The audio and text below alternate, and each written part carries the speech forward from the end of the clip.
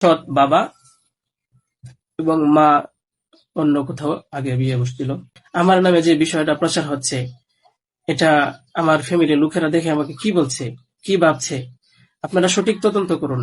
দেবাসী, আজকে আপনাদের সামনে খুব গুরুত্বপূর্ণ এবং মর্মাহত একটি বিষয় নিয়ে কথা বলতে আসছি। আমি কথা বলতে পারতেছি না, অসুস্থ।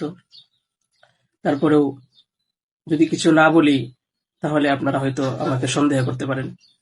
তাই আমি আমার কিছু কথা আপনাদের সাথে শেয়ার করার প্রয়োজন মনে করলাম।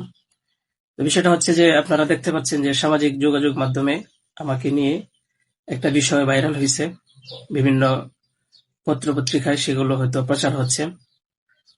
তো আমি আপনাদের বলবো যে এই বিষয়টার সাথে, যে বিষয়টা মেঘলা নামক একটা মেয়ে এবং আমার ছবি দিয়ে যে একটা অপপ্রচার করা হচ্ছে, অপবাদ রটানো হচ্ছে, এটার সাথে আমি কোনোভাবেই সম্পৃক্ত না।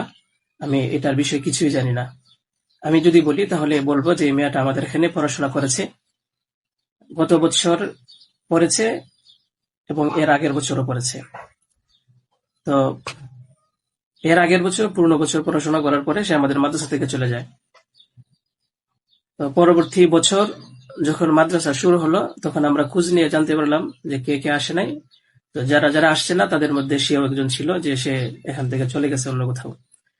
তো খবর নিয়ে জানতে পারলাম সে ঢাকা চলে গেছে তার বাবা মার সাথে থাকে। বাবা মা, সৎ বাবা এবং মা অন্য কোথাও আগে বিয়ে বসছিল। তো বর্তমান যে বাবা আছে মেঘলা, তার মেয়ে না, বরং আগের বাবার মেয়ে সে। তো সে যখন ঢাকায় চলে গেল আমরা শুনলাম, তখন আমরা কিছু বলি নাই, ঠিক আছে, ঢাকায় তো পড়াশোনা বেশি হয়, তাহলে পড়ুক। আমরা আমাদের ক্লাস শুরু করে দিলাম। কিছুদিন যাওয়ার পরে দেখলাম আবার এই মেয়েটা আমাদের মাদ্রাসায় আসছে। তো আসার পরে জিজ্ঞাসা করা হলো যে কেন, কি অবস্থা, কোথা থেকে আসছো? সে বললো যে ঢাকায় চলে গেছিলাম, এখন নানা ভাই জোর করে নিয়ে আসছে আমারে। আমি আসতে চাইছিলাম না, আমাকে জোর করে নিয়ে আসছে নানা ভাই। দেশবাসী, আমি আপনাদের সাথে শুধু এই কথাটাই বলতে চাই যে, যে মেয়েটা এখানে আসতে চাচ্ছিল না, তাকে কেন জোর করে আনা হলো? তাকে জোর করে আনার পিছনে কি কারণ ছিল বা তার কি স্বার্থ ছিল? পরবর্তীতে আমরা এটাও জানতে পারি যে এই মেয়েটা তার এই নানার সাথে রাতের বেলা ঘুমায়। সে নিজেই বলছে। কেন বলছে? যখন আমরা জিজ্ঞাসা করলাম যে তুমি হিজাব পরো না, অন্য মেয়েরা হিজাব পরে, তুমি বোরকা পরো না, অন্য মেয়েরা বোরকা পরে, কারণ তার চলাফেরা সম্পূর্ণ আলাদা ছিল। আপনারা চাইলে গ্রামে গিয়ে মাদ্রাসার ছাত্রছাত্রী যারা আছে তাদের সাথে কথা বলে দেখতে পারেন যে সে সম্পূর্ণ আলাদা ছিল। তার কোনো কিছুই আমাদের কমনের ভিতরে ছিল না, আমরা তাকে কন্ট্রোল করতে পারতেছিলাম না। তো সে এইভাবে কিছুদিন থাকার পরে আমরা ভাবলাম যে হয়তো তাকে আমরা রাখতে পারবো না, কারণ আমরা তাকে কন্ট্রোল করতে পারছি না। হয়তো মেয়েটা অন্য কোথাও গিয়ে যদি কন্ট্রোলে থাকতে পারে, পড়াশোনা করে, তাহলে এটা তার জন্য ভালো। তাই আমরা তার গার্জেনের কাছে বললাম, তার মাকে আমরা বুঝাইয়া বললাম। আমাদের উদ্দেশ্য এটাই ছিল যে তার মা যেন তাকে বুঝিয়ে বলে যায় যে হুজুরের কথা মেনে চলবা, মাদ্রাসার নিয়ম কানুন মেনে চলবা, এই কথাগুলো উনি বুঝিয়ে যাবেন। কিন্তু উনি কি করছেন যে ওনার মেয়েকে উনি বলছে যে না, আমি এখানে রাখবো না, নিয়ে চলে যাব। তো আমাদের এখান থেকে প্রায় 5-6 মাস আগে আমাদের মাদ্রাসা থেকে নিয়ে চলে গেছে। হয়তো পরবর্তীতে খবর নিয়ে জানতে পারলাম সিলেটে যেখানে উনি থাকে সেখানে নিয়ে গেছে।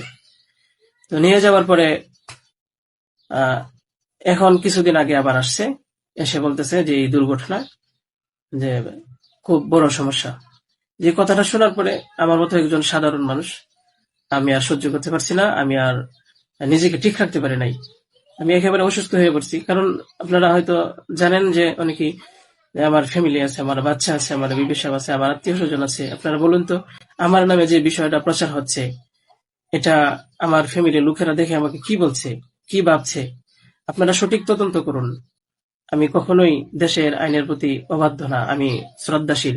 দেশের আইন আছে, সেই আইন সঠিক অপরাধী যে তাকে খুঁজে বের করবে।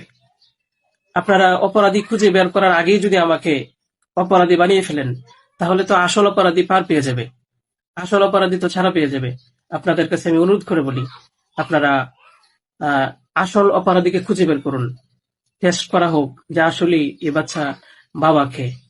আপনারা আমাকে টেক দিচ্ছেন, বিভিন্ন পত্র পত্রিকায় টেলিভিশনে বলা হচ্ছে, আমি আপনাদের কাছে শুধু এই কথাগুলি বলবো যে আল্লাহ তাআলার বিচারের উপরে যদি শ্রদ্ধাশীল থাকেন, এই বিশ্বাস করেন, তাহলে আমাকে নিয়ে আর এরকম কাজ করবেন না। আপনারা সঠিক তদন্ত করে সঠিক অপরাধীকে খুঁজে বের করুন। আমি আপনাদের সামনে আর কথা বলতে পারতেছি না। আপনারা সবাই ভালো থাকবেন। ইনশাআল্লাহ পরবর্তীতে আরো কথা হবে ইনশাআল্লাহ। আসসালামু আলাইকুম ওয়া রাহমাতুল্লাহ।